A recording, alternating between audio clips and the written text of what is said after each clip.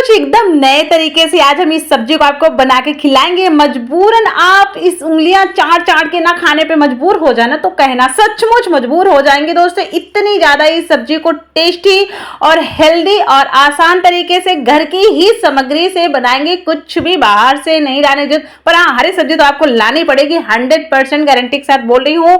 घर की सामग्री से बनाओगे और इसको चाट चाट के खाओगे, क्योंकि हर कोई तोरू नहीं खाता, नाक तो हर कोई इसको खाने में सिकोड़ता है, सचमुच सिकोड़ता है।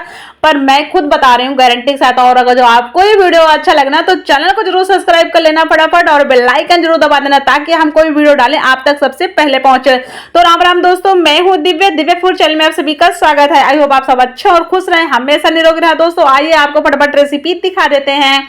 हमने यहाँ पे 1 किलो ले लिए हैं तोरू, तो हम इनको बड़ी अच्छे से धो धा के फ्री कर लिए हैं।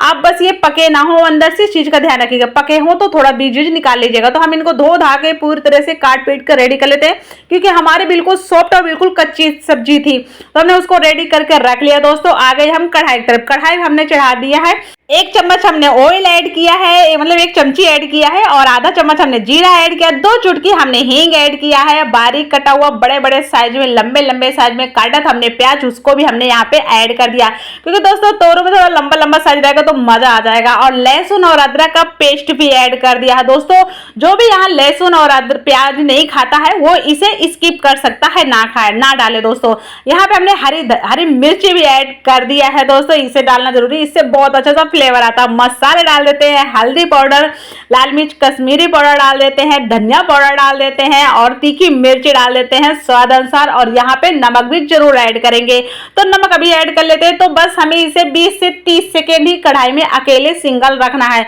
20-30 सेकेंड से ज्यादा ना हो, नहीं मसाले हमारे जल जाएंगे, क्योंकि कढ़ाई हो रही है गर्म बहुत जोरों से।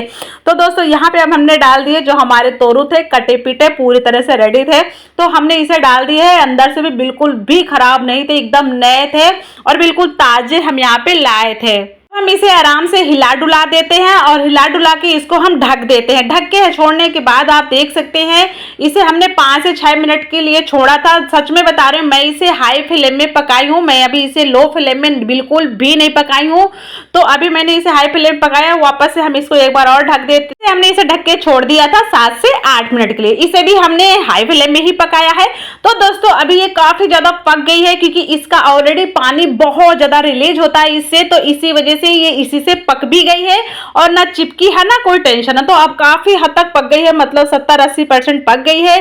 तो अब हम यहाँ पे डाल दिए 2 चम्मच दही दोस्तों, क्योंकि हमें ताकि आगे कुछ और एक्स्ट्रा चीजें डालनी ना पड़े, तो हम इसलिए डाल दिए 2 चम्मच दही। और जिसको ना अच्छा लगे तो वो ना डाले, तो वो आमचूर पाउडर इसकी जगह डाल सकता है।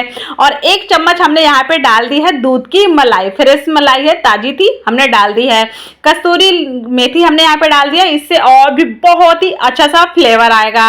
और जो नहीं इन चीजों को यूज करे तो वो इसकी जगह नींबू डाल सकता है दोस्तों। और यहाँ पे हमने डाल दिया भर के 1 मोटी धनिया, क्योंकि धनिया है तो धनिया डाल देते हैं। धनिया से बहुत ज्यादा मजा आता है खाने में, गर्मा गर्म सर्व करोगे। आप इसको ठंडा होने के बाद भी खाओगे ना, सच में बोल रहे हैं, आप इसे बस पकाने में बिल्कुल, हमें तो बिल्कुल भी नहीं लगेगा, पर खाने का जो मजा रहेगा, आप इसे रोटी से, पूड़ी से, राइस से तो और भी बहुत ज्यादा मजा आने वाला दोस्तों।